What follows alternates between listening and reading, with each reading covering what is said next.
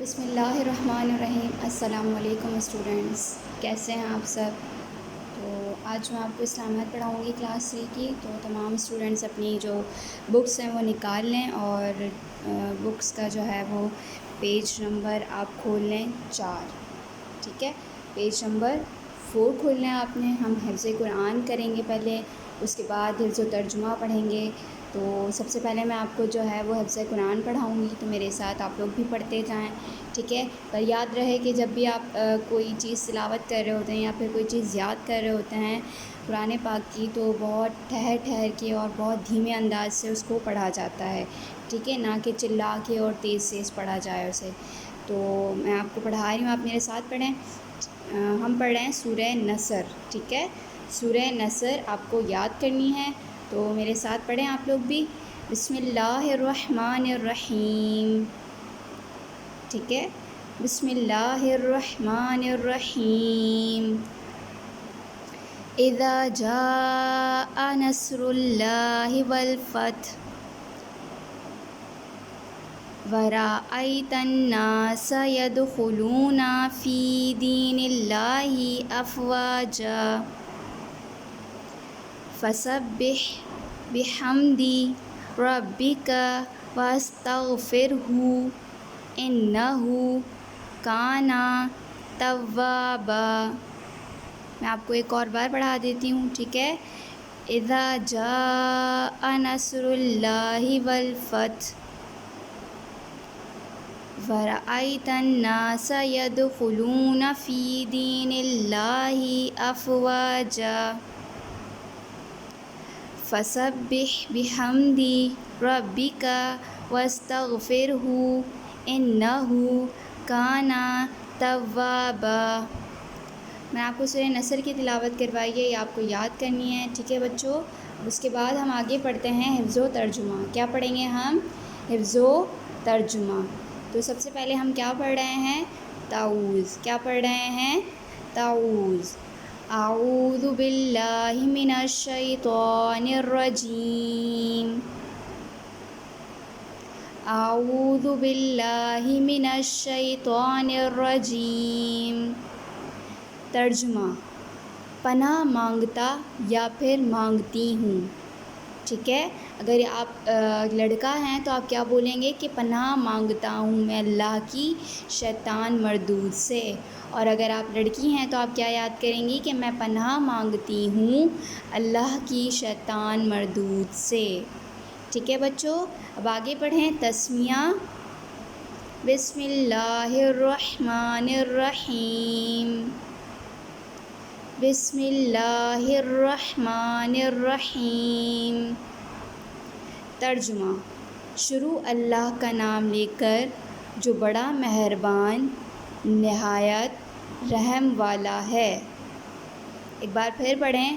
ترجمہ: شروع اللہ کا نام لے کر جو بڑا مہربان نہایت رحم والا ہے۔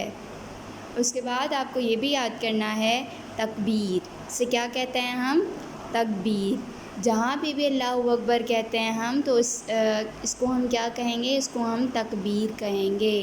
تو میرے ساتھ پڑھیں، اللہ اکبر، اللہ اکبر۔ اس کا ترجمہ کیا ہے؟ اللہ سب سے بڑا ہے۔ اس کا ترجمہ پڑھیں میرے ساتھ، اللہ سب سے بڑا ہے، ٹھیک ہے بچوں؟ تو میں نے آپ کو پہلے حفظ قرآن پڑھایا، سورہ نصر یاد کروائی، سورہ نصر کے بعد آپ کو حفظ و ترجمہ میں تعوذ، تسمیہ اور تکبیر یاد کرنی ہے ترجمے کے ساتھ، ٹھیک ہے پیارے بچوں؟ اب ہم آ جاتے ہیں سبق کی طرف۔ تو سبق آپ کا پہلا والا سبق جو ہے وہ ہے آپ کے باب دوم سے، جسے ہم کیا کہتے ہیں؟ باب دوم ہے ایمانیات و عبادات، ٹھیک ہے؟ اب میں آپ کو پڑھاؤں گی یہ، اور اس میں جو ہے آپ کے پاس چیپٹر ہے توحید۔ چیپٹر کا نام یہاں کیا ہے؟ توحید، ٹھیک ہے؟ تو اب آپ جو ہے پیج نمبر 7 کھول لیں، اور پیج نمبر 7 پہ ہم یہ پہلے ریڈ کریں گے، اس کے بعد میں آپ کو سمجھاؤں گی، اور پھر جو ہے میں آپ کو ہوم اسائنمنٹ دوں گی جو آپ نے گھر پہ بیٹھ کے کرنا ہے۔ تو سب سے پہلے ہم کیا کرتے ہیں؟ ریڈنگ سٹارٹ کرتے ہیں، ٹھیک ہے؟ میرے ساتھ ساتھ آپ لوگ کتاب پہ توجہ رکھیں اور پڑھتے جائیں۔ اسلام میں اللہ تعالیٰ کو دل سے ایک ماننے اور زبان سے اس کا اقرار کرنے کو توحید کہتے ہیں۔ بیسیکلی یہاں ہمیں کیا بتایا جا رہا ہے کہ توحید کیا ہے، ٹھیک ہے۔ تو جیسے کہ یہاں ہمیں کتاب میں بتایا ہے کہ اللہ تعالیٰ کو دل سے ایک ماننے اور زبان سے اس کا اقرار کرنے کو کیا کہتے ہیں؟ توحید کہتے ہیں۔ ہمارا اس بات پہ یقین ہونا چاہیے کہ اللہ ایک ہے اور اس کا کوئی شریک نہیں، ٹھیک ہے۔ تو اس بات کا یہ یقین ہمارا کیا کہلاتا ہے؟ توحید کہلاتا ہے۔ اب آگے کیا ہے کہ لفظ توحید کے معنی اللہ تعالیٰ کی وحدانیت کا یقین کرنا اور اس کے ایک ہونے کا عقیدہ رکھنا ہے، ٹھیک ہے۔ لفظ توحید کے معنی کیا ہیں کہ اللہ تعالیٰ کی وحدانیت، مطلب کہ اللہ واحد ہے، اللہ ایک ہے، اس کا یقین کرنا اور اس کو ماننا کیا ہے؟ ہمارا ایک عقیدہ ہے کہ ہم یہ چیز مانتے ہیں کہ اللہ ایک ہے، اس کا کوئی شریک نہیں، اور ہم اس چیز کو کیا کرتے ہیں؟ زبان سے اقرار جب کرتے ہیں تو یہ کیا کہلاتا ہے؟ عقیدہ توحید کہلاتا ہے کہ ہم اللہ تعالیٰ کی ذات میں کسی کو شریک نہیں ٹھہراتے۔ تو یہ ہمارا کیا عقیدہ کہلائے گا؟ یہ عقیدہ توحید کہلائے گا، ٹھیک ہے۔ اللہ تعالیٰ کو ایک ماننا اور اس کی ذات میں کسی کو شریک نہ کرنا عقیدہ توحید ہے، ٹھیک ہے پیارے بچوں۔ مجھے امید ہے کہ آپ کو توحید سمجھ آیا ہوگا۔ اب ہم آگے پڑھتے ہیں کہ اسلام میں عبادت کے لائق صرف اللہ تعالیٰ کی ذات ہے اور جس کا کوئی شریک نہیں۔ اسلام میں کیا ہے کہ ہم کس کی عبادت کرتے ہیں؟ ہم صرف ایک اللہ کی عبادت کرتے ہیں، اس کے علاوہ ہم کسی کی عبادت نہیں کرتے اور کوئی بھی اس کے شریک نہیں ہے۔ ہم اس بات کو مانتے ہیں، یہ ہمارا عقیدہ توحید ہے۔ اس کے بارے میں اللہ تعالیٰ کا خود حکم ہے سورہ بقرہ میں، ٹھیک ہے۔ میں آپ کو آیت پڑھ کے سنا رہی ہوں۔ یا ایھا الناس اعبدوا ربکم الذی خلقکم والذین من قبلکم لعلکم تتقون۔ ترجمہ: لوگوں، اپنے پروردگار کی عبادت کرو جس نے تم کو اور تم سے پہلے لوگوں کو پیدا کیا تاکہ تم عذاب سے بچو۔ یہ اللہ تعالیٰ کا حکم کہاں فرمایا گیا ہے؟ یہ اللہ تعالیٰ نے خود حکم کیا ہے قرآن پاک میں کہ وہ لوگوں سے کیا کہہ رہا ہے کہ اپنے پروردگار کی عبادت کرو، مطلب کہ اس کی عبادت کرو، اللہ تعالیٰ کی عبادت کرو جس نے تم کو اور تم سے پہلے لوگوں کو پیدا کیا، جس نے تم کو اور اس سے پہلے جو لوگ آئے ان کو پیدا کیا، تاکہ اگر تم عبادت کرو گے تو تم کیا کرو گے؟ عذاب سے بچ سکو گے اور عذاب سے بچ سکو گے، ٹھیک ہے۔ اب آگے آ جائیں پیج نمبر 8 پر۔ ہم پہلے پیج نمبر 7 پہ تھے، اب آگے پڑھتے ہیں ہم کہ آگے کیا کہا گیا ہے اس چیپٹر میں۔ ہم جو کلمہ پڑھتے ہیں اس کے پہلے حصے کا مطلب ہے اللہ کے سوا کوئی عبادت کے لائق نہیں ہے۔ ہم جب اللہ اکبر کہتے ہیں تو اعلان کرتے ہیں کہ اللہ تعالیٰ سب سے بڑا ہے۔ تو ہمارا پہلا کلمہ کیا ہے کہ لا الہ الا اللہ محمد رسول اللہ، جس کا ترجمہ بھی آپ لوگوں کو یاد ہوگا۔ تو اس ترجمے کا جو پہلا حصہ ہے وہ بتایا گیا ہے کہ اللہ کے سوا کوئی عبادت کے لائق نہیں ہے، اور ہم کس کی عبادت کرتے ہیں؟ ہم صرف اللہ کی عبادت کرتے ہیں۔ اور جب ہم اللہ اکبر کہتے ہیں تو ہم اعلان کرتے ہیں کہ اللہ تعالیٰ جو ہے وہ سب سے بڑا ہے، ٹھیک ہے پیارے بچوں۔ اب آگے کیا لکھا ہے کہ اللہ تعالیٰ ہی تمام دنیا کا مالک ہے، کہ اللہ تعالیٰ کیا ہے؟ تمام دنیا کا مالک ہے، ہم سب اس کی مخلوق ہیں، اس لیے اسی کی عبادت کرنی چاہیے، ٹھیک ہے۔ تو اللہ تعالیٰ کیا ہے؟ تمام دنیا کا مالک ہے، اور ہم سب کس کی مخلوق ہیں؟ اللہ تعالیٰ کی مخلوق ہیں۔ تو ہمیں کس کی عبادت کرنی چاہیے؟ اللہ تعالیٰ کی عبادت کرنی چاہیے۔ یہی عقیدہ توحید ہے۔ یہ کیا ہے؟ یہی عقیدہ توحید ہے۔ میں نے آپ کو پیچھے بھی سمجھایا، تو یہ بات یہاں دوبارہ انہوں نے بتائی ہے کہ صرف ہمیں کس کی عبادت کرنی چاہیے؟ اللہ تعالیٰ کی عبادت کرنی چاہیے۔ ہمارا ایک یقین ہونا چاہیے کہ اس کا کوئی شریک نہیں ہے۔ توحید کے اقرار اور اعتقاد کے بغیر ہمارا کوئی عمل یا عبادت قبول نہیں ہوگی۔ تو عقیدہ توحید کا الٹ شرک ہے۔ مطلب یہ کہ یہاں انہوں نے یہ کہا ہے کہ توحید کا اقرار ہمارے کیا ہے، ہماری عبادت کے لیے بہت ضروری ہے۔ اگر ہم یہ عمل نہیں کریں گے تو ہماری عبادات قبول نہیں ہوں گی۔ اور عقیدہ توحید کا الٹ کیا ہے؟ شرک ہے۔ شرک یہ ہوتا ہے کہ آپ جو ہے اللہ تعالیٰ کے ساتھ کسی اور کو بھی مانیں اور کسی اور کو بھی اس کی ذات کے ساتھ شریک کریں، تو یہ کیا ہے؟ یہ شرک ہوتا ہے۔ تو شرک مسلمان نہیں کرتے۔ مسلمانوں کا تو عقیدہ توحید بہت اسٹرانگ ہوتا ہے، بہت مضبوط ہوتا ہے کہ وہ اس چیز کو مانتے ہیں کہ اللہ تعالیٰ ایک ہے اور اس کا کوئی شریک نہیں اور وہی عبادت کے لائق ہے۔ ٹھیک ہے پیارے بچوں، اب ہم آگے پڑھتے ہیں کہ جس کا مطلب ہے اللہ تعالیٰ کی ذات میں کسی اور کو شریک بنانا شرک، اللہ تعالیٰ کی نافرمانی اور بہت بڑا ظلم اور گناہ ہے۔ اب شرک کے بارے میں بھی اللہ تعالیٰ نے فرمایا ہے قرآن پاک میں، ٹھیک ہے، میں آپ کو اس کا ترجمہ سنا دیتی ہوں۔ اور اس وقت کو یاد کرو جب لقمان نے اپنے بیٹے کو نصیحت کرتے ہوئے کہا کہ بیٹا اللہ کے ساتھ شرک نہ کرنا، شرک تو بڑا بھاری ظلم ہے۔ مطلب یہاں کیا کہا ہے اللہ تعالیٰ نے ہم سے یہ کہا ہے کہ اس وقت کو یاد کرو۔ اس وقت کی بات ہو رہی ہے، مطلب جب پہلے جو لوگ تھے وہاں، جب لقمان نے اپنے بیٹے کو حضرت لقمان نے اپنے بیٹے کو یہ نصیحت کرتے ہوئے کہا تھا کہ بیٹا اللہ کے ساتھ شرک نہ کرنا، مطلب کہ اللہ کے ساتھ کسی کو شریک نہ کرنا، شرک تو بڑا بھاری ظلم ہے۔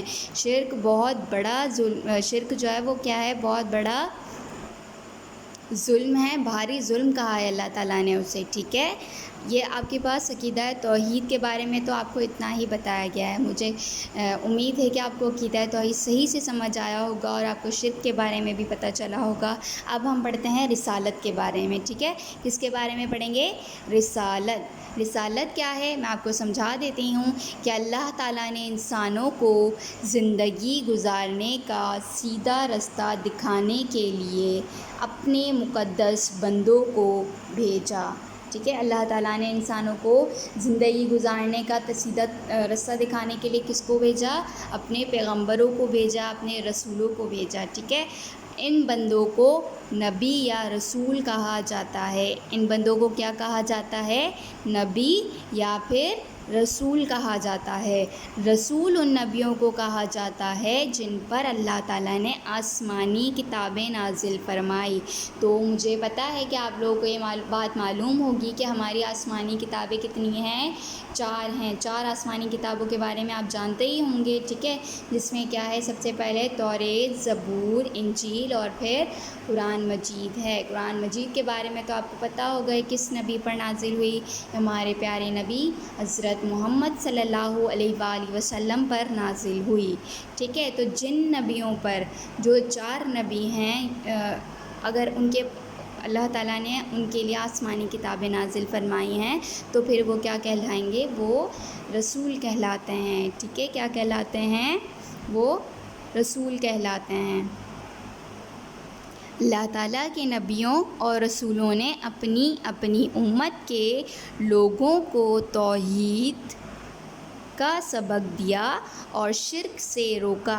تو اللہ تعالیٰ کے نبیوں نے اور رسولوں نے کیا کیا کیا؟ اپنی اپنی امتوں کے لوگوں کو توحید کا سبق دیا اور شرک سے منع کیا کہ شرک نہ کرو، کیونکہ شرک کیا ہے؟ ایک بہت بھاری ظلم ہے، ایک بہت بڑا گناہ ہے۔ ٹھیک ہے، اب آگے کیا ہے کہ انہوں نے تمام انسانوں کو آپس میں پیار و محبت سے رہنے کے علاوہ ہمدردی، اخوت، عدل و انصاف اور رواداری کا درس دیا۔ انہوں نے اور انسانوں کو کیا بتایا کہ آپس میں کیسے رہو؟ پیار و محبت سے رہو، ٹھیک ہے، ہمدردی دکھاؤ، اخوت کرو، عدل و انصاف قائم کرو اور رواداری کا درس دیا۔ رواداری کا درس دیا کہ بھائی چارہ قائم کر کے رکھیں آپ آپس میں، ٹھیک ہے۔ پہلے نبی حضرت آدم علیہ السلام اور آخری نبی ہمارے پیارے رسول حضرت محمد مصطفیٰ صلی اللہ علیہ وآلہ وسلم ہیں۔ ٹھیک ہے، تو پہلے نبی کون سے ہیں پیارے بچوں؟ آپ کو پتہ ہوگا کہ سب سے پہلے نبی کون سے ہیں؟ حضرت آدم علیہ السلام، اور سب سے آخری نبی کون ہے؟ سب سے آخری نبی ہمارے پیارے رسول حضرت محمد صلی اللہ علیہ وآلہ وسلم ہیں۔ ٹھیک ہے بچوں، اب کیا ہے آگے کہ کلمہ طیبہ کے دوسرے حصے محمد رسول اللہ میں ہم اقرار کرتے ہیں کہ محمد صلی اللہ علیہ وآلہ وسلم اللہ تعالیٰ کے رسول ہیں۔ تو ہمارے جو کلمہ جو ہم پڑھتے ہیں پہلا حصہ میں نے آپ کو سمجھایا کہ اس میں کس کا ذکر کیا گیا تھا؟ توحید کا ذکر کیا گیا تھا، اور اس کے کلمے کے دوسرے حصے میں کس کا ذکر کیا گیا ہے؟ محمد رسول اللہ کا، کہ ہم یہ اقرار کرتے ہیں کہ اللہ کے جو آخری رسول ہیں وہ کون ہیں؟ وہ حضرت محمد صلی اللہ علیہ وآلہ وسلم ہیں۔ ٹھیک ہے بچوں، اب آگے دیکھتے ہیں کہ آگے ہمیں کس کے بارے میں بتایا گیا ہے؟ آخرت کے بارے میں بتایا گیا ہے۔ کس کے بارے میں؟ آخرت کے بارے میں۔ اسلام میں آخرت سے مراد وہ دن ہے جس دن ہر چیز ختم ہو جائے گی اور صرف اللہ تعالیٰ کی ذات باقی رہے گی۔ اس دن کو اسلام میں یوم آخرت کہتے ہیں، جسے آپ کیا کہتے ہیں؟ یوم آخرت کہتے ہیں، یا پھر آپ قیامت کا دن کہتے ہیں۔ تو اسلام میں آخرت سے مراد وہ دن ہے جس دن سب کچھ ختم ہو جائے گا۔ ٹھیک ہے، صرف کیا رہے گا؟ صرف اللہ تعالیٰ کی ذات باقی رہے گی۔ تمام انسان، چرند پرند، جانور، حیوان، سب چیزیں ختم ہو جائیں گی، صرف کس چیز کا وجود رہے گا؟ صرف اللہ تعالیٰ کی ذات قائم رہے گی۔ ٹھیک ہے پیارے بچوں، اب آگے کیا بتایا گیا ہے کہ آگے ہمیں یہ بتایا گیا ہے کہ اللہ تعالیٰ کے حکم سے تمام انسان دوبارہ زندہ ہوں گے۔ کیا ہوں گے؟ کہ اللہ تعالیٰ کے حکم سے ہم انسان کیا ہوں گے؟ دوبارہ زندہ ہوں گے، اور اللہ تعالیٰ کے سامنے پیش ہوں گے۔ کیا ہوں گے؟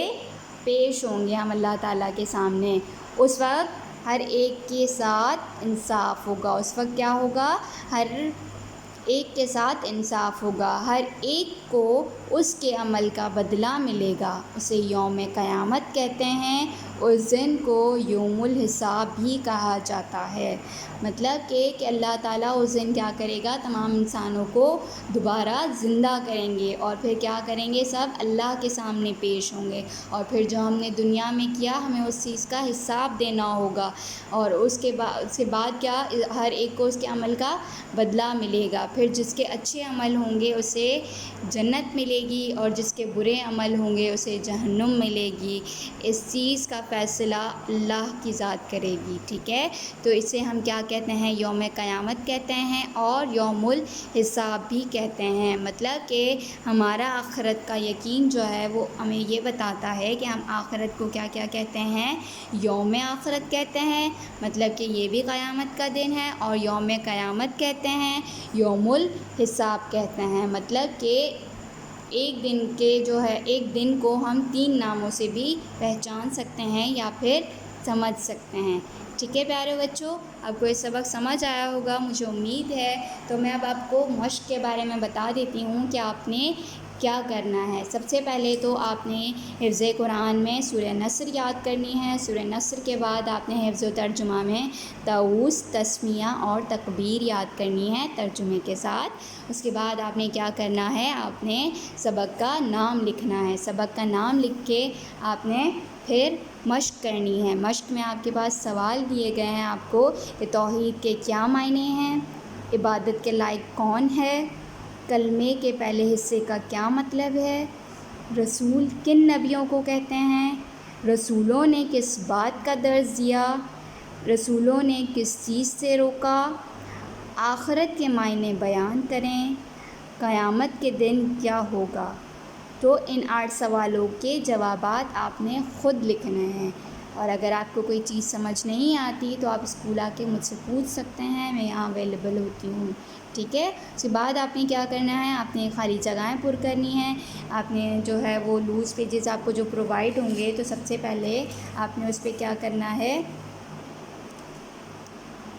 توحید شو کرنا ہے سبق۔ ٹھیک ہے، توحید کے بعد آپ نے کیا کرنا ہے؟ مشق ڈالنی ہے۔ ٹھیک ہے، مشق لکھ کے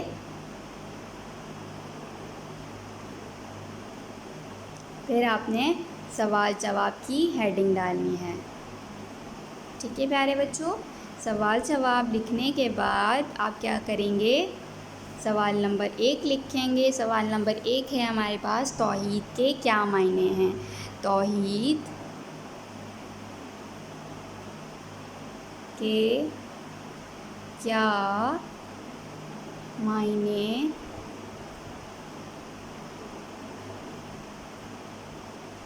ٹھیک ہے، توحید کے کیا معنی ہیں؟ آپ نے جواب لکھنا ہے۔ پھر جواب آپ کی 2 لائنیں ہوں یا پھر 3 لائنیں ہوں، یہ آپ پہ ڈیپینڈ کرتا ہے کہ آپ کو چیپٹر کتنا سمجھ آیا ہے۔ ٹھیک ہے پیارے بچوں، اس کے بعد مشق کرنے کے بعد یہ 8 سوال آپ نے اسی طریقے سے کرنے ہیں۔ 8 سوال کرنے کے بعد آپ نے جو ہے یہ خالی جگہیں کرنی ہیں۔ خالی جگہیں پر کر کے آپ نے یہ بھی کیا کرنا ہے، اسی کے ساتھ مشق کے ساتھ نیچے کرنی ہیں۔ تو مجھے امید ہے کہ آپ کو یہ سمجھ آیا ہوگا چیپٹر، اور آپ مشق اچھے طریقے سے کریں گے، اس کے بعد خالی جگہیں بھی کریں گے۔ پر آپ کو ایک آخری کام یہ کرنا ہوگا کہ آپ نے ایک ٹاپک، جیسے کہ ٹاپک آپ لے لیں کوئی بھی، میں آپ کو ٹاپک دے دیتی ہوں کہ رسالت کے بارے میں آپ نے کیا کرنا ہے۔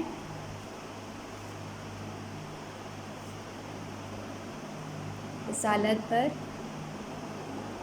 مختصر نوٹ تحریر کرنا ہے۔ کیا کرنا ہے؟ مختصر نوٹ تحریر کرنا ہے، جو پھر کیا ہو، چاہے آپ کی 5 لائنوں پہ مشتمل ہو یا پھر 6 لائنوں پہ مشتمل ہو، آپ کو رسالت پر مختصر نوٹ تحریر کرنا ہے۔ ٹھیک ہے، آپ اس پیراگراف کی مدد سے جو آپ کو سمجھ آتا ہے آپ اپنے لفظوں میں لکھ سکتے ہیں، پر آپ نے یہ کرنا ہے۔ ٹھیک ہے، تو آئی ہوپ کہ آپ یہ ضرور کریں گے اور آپ کو یہ چیپٹر صحیح سے سمجھ آیا ہوگا۔ تو میں آپ سے یہی کہوں گی کہ اپنا بہت بہت خیال رکھیں۔ Stay safe, stay home and stay healthy. Allah حافظ۔